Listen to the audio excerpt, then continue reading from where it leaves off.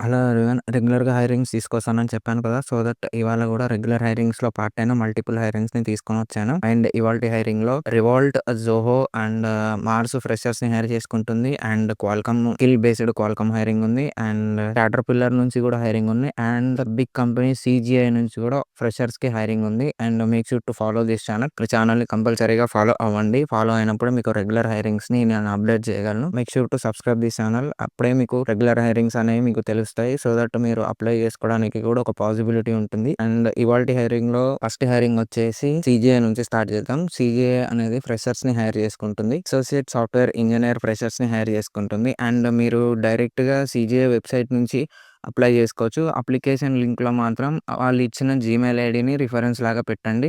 మీరు ఆ Gmail ఐడీకి resumes పంపించినా కూడా వాళ్ళు రెస్పాన్స్ అవ్వరు. అక్కడ క్లియర్‌గా మెన్షన్ చేశారు కాబట్టి. అందరూ ఏం చేస్తారంటే ఆ మెయిల్ ఐడీకి సీవీ పంపించేసామా అయిపోయింది రిజిస్ట్రేషన్ అన్నట్టుంటారు. కానీ అది రాంగ్ అప్లికేషన్. ఆ ఈమెయిల్ ఐడీని తీసుకెళ్ళి రిఫరెన్స్ లాగా అక్కడ అప్లికేషన్ లింక్‌లో పెట్టాలి. సో అప్పుడే మీ ప్రొఫైల్ అనేది కన్సిడర్ అవుతుంది for the further rounds. Make sure to do that. మీరు కంపల్సరీగా వాళ్ళ కెరియర్ వెబ్‌సైట్‌లోకెళ్ళండి. లేదంటే అక్కడే build your career with us అని ఒక లింక్ ఇచ్చారు. ఆ లింక్ త్రూ కూడా అప్లై చేయొచ్చు. Make sure to follow these rules. Multiple హైరింగ్స్‌లో నెక్స్ట్ హైరింగ్ వచ్చేసి క్యాటర్‌పిల్లర్ ఆర్గనైజేషన్ నుంచి. ఈ ఆర్గనైజేషన్ వాళ్ళు సాఫ్ట్‌వేర్ డెవలపర్ రోల్‌ని హైర్ చేసుకుంటున్నారు. Software programmer application target system using agile methods అనే కాన్సెప్ట్‌తోని అనే డెసిగ్నేషన్‌కి హైర్ చేసుకుంటున్నారు. చాలా మంచి ఆర్గనైజేషన్ కాబట్టి అందరూ కూడా కంపల్సరీగా అప్లై చేయండి. ఏదైనా ఒక ప్రోగ్రామింగ్ లాంగ్వేజ్‌లో మీకు మంచి నాలెడ్జ్ ఉండాలి. And document handling, critical thinking, decision making కూడా మంచిగా వచ్చుండాలి. And stock holder risk analysis and ప్రాసెసింగ్‌లో కూడా కొంచెం నాలెడ్జ్ ఉంటే బెటర్ అని వీళ్ళు డిస్క్రిప్షన్‌లో మెన్షన్ చేశారు.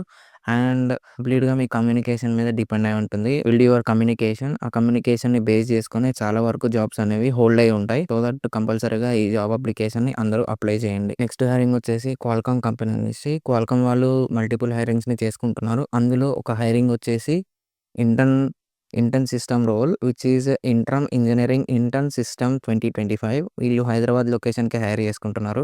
ఇది చాలా మంచి ఆపర్చునిటీ అని చెప్పొచ్చు. ఎందుకంటే 5G related network and network data driven related ఛాలెంజెస్‌ని ఫేస్ చేయడానికి ఈ డెసిగ్నేషన్‌కి హైర్ చేసుకుంటున్నారు. సో మీరు అప్లై చేసి కంప్లీట్‌గా ఎగ్జామ్స్ అన్నీ క్వాలిఫై అయ్యి అండ్ ఫైనల్ రౌండ్‌కెళ్ళినప్పుడు మీకు కంప్లీట్ జేడీ అనేది వాళ్ళు డిస్క్లోజ్ చేస్తారని చెప్పారు. వీళ్ళు కంప్లీట్ జేడీని ఎప్పుడు కూడా డిస్క్లోజ్ చేయరు. సో దట్ మీరు డైరెక్ట్‌గా అప్లై చేయండి. వాళ్ళు ఎక్కడ వేకెన్సీ ఉంటే అక్కడికి మిమ్మల్ని షిఫ్ట్ చేశారు. So that Qualcomm is a big company right. మీ డెసిగ్నేషన్ అనేది పట్టించుకోకుండా జాయిన్ అయ్యారంటే అక్కడ ఆటోమేటిక్‌గా మీరు సర్వైవ్ అవ్వగలరు. అకార్డింగ్‌లీ వాళ్ళు ట్రైనింగ్స్ అండ్ మాక్ సెషన్స్ అన్నీ కండక్ట్ చేస్తారు కాబట్టి మీరక్కడ ఈజీలీ సర్వైవ్ అవ్వచ్చు. ఈ జేడీ మీకు మ్యాచ్ అవుతుందా? అవ్వదా? అనేది సెకండరీ. ఫస్ట్ మీరైతే అప్లై చేసి ఇంటర్వ్యూస్ అన్నీ క్లియర్ చేయండి. And don't miss this opportunity. Next company వచ్చేసి మార్స్ కంపెనీ. మార్స్ కంపెనీ అనేది ఇప్పుడు సాఫ్ట్‌వేర్ ఇంజినీర్ ట్రైనీ డెసిగ్నేషన్‌కి హైర్ చేసుకుంటుంది. మీకు ఏంటంటే డేటా స్ట్రక్చర్స్ అండ్ అల్గోరిథమ్స్ మీద మంచి నాలెడ్జ్ ఉండాలి. And mostly preferred Java candidates. Java క్యాండిడేట్స్‌కి Spring Boot and web services మీద మంచి నాలెడ్జ్ ఉండాలి. ఏదైనా సాక్ ఏపీఐ గానీ, ఏదైనా ఏపీఐ మైక్రో సర్వీసెస్ మీద మంచి నాలెడ్జ్ ఉండాలి. అలాంటి వాళ్ళు ఎవరైనా ఉంటే కంపల్సరీగా ఈ డెసిగ్నేషన్‌కి అప్లై చేయండి. ఎందుకంటే ఇదొక మంచి కంపెనీ కాబట్టి. అండ్ మార్స్ కంపెనీ ఎప్పుడైనా చాలా రేర్‌గా హైర్ చేసుకుంటుంది. అండ్ ఈ రేర్ హైరింగ్‌లో గూడా మంచి పర్సన్‌ని చూజ్ చేసుకుంటుంది కాబట్టి మీరు కంపల్సరీగా మీ ప్రొఫైల్‌కి సూట్ అవుతుంది అన్నప్పుడు ఈ ఆపర్చునిటీని అస్సలు మిస్ చేసుకోకండి. అండ్ రెజ్యూమేని ఎప్పటికప్పుడు అప్డేట్ చేసుకుంటూ ఉండండి. ఎందుకంటే ఇలాంటి హైరింగ్స్‌కి అప్డేటెడ్ రెజ్యూమే అనేది చాలా రిక్వైర్డ్ ఉంటుంది కాబట్టి. సో మీరొకసారి జేడీ త్రూ వెళ్ళండి. మీకు జేడీ త్రూ వెళ్ళినప్పుడు మీ డెసిగ్నేషన్‌కి, మీరు చేసే వర్క్‌కి సూటబుల్ అవుతుందంటేనే అప్లై చేయండి. అండ్ మీరు అప్లై చేసి నర్వస్ అయ్యే బదులు జేడీ పర్ఫెక్ట్‌గా సూట్ అయినప్పుడు అప్లై చేయడమే కరెక్ట్. అండ్ నెక్స్ట్ హైరింగ్ వచ్చేసి రివాల్ట్ కంపెనీ నుంచి. ఈ కంపెనీ ఎప్పటికప్పుడు హైరింగ్స్ చేస్తూ ఉంటుంది. మెయిన్‌లీ ఫోకస్ ఆన్ ఇండియాలో. ఇండియాలో మాత్రం చాలా ఇంటర్న్‌షిప్ ప్రోగ్రామ్స్‌ని లాంచ్ చేస్తుంటుంది ఎవ్రీ ఇయర్. ఎవ్రీ 3 మంత్స్‌కి, ఎవ్రీ క్వార్టర్‌కి ఒకసారి అది ఇంటర్న్‌షిప్స్‌ని లాంచ్ చేస్తుంటుంది. సో దట్ 2026 వాళ్ళకి creative marketing manager talent acquisition related ఇంటర్న్‌షిప్‌ని వాళ్ళు లాంచ్ చేశారు. సో ఇదొక మంచి డెసిగ్నేషన్. ఎందుకంటే కెరియర్ స్టార్ట్ చేద్దాం మంచి కంపెనీలో అనుకున్న వాళ్ళకి ఇదొక మంచి ఆపర్చునిటీ అని చెప్పొచ్చు. 2026 వాళ్ళకి.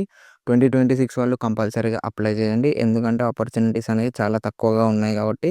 సో దట్ ఏ ఆపర్చునిటీని అస్సలు మిస్ చేసుకోవద్దు. ఎక్కడ వర్క్ చేస్తున్నాం అన్నది కాదు, మనం ఎలా వర్క్ చేస్తున్నాం అనేది మ్యాటర్ అవుతుంది కాబట్టి. నెక్స్ట్ సేమ్ కంపెనీ నుంచి మళ్ళీ ఇంకో 2026 వాళ్ళకి ఇంకో డెసిగ్నేషన్‌కి హైర్ చేసుకుంటున్నారు. Operations manager talent. ఇది కూడా సేమ్ డెసిగ్నేషనే, సేమ్ వర్క్ ఉంటుంది. బట్ డెసిగ్నేషన్ వేరే.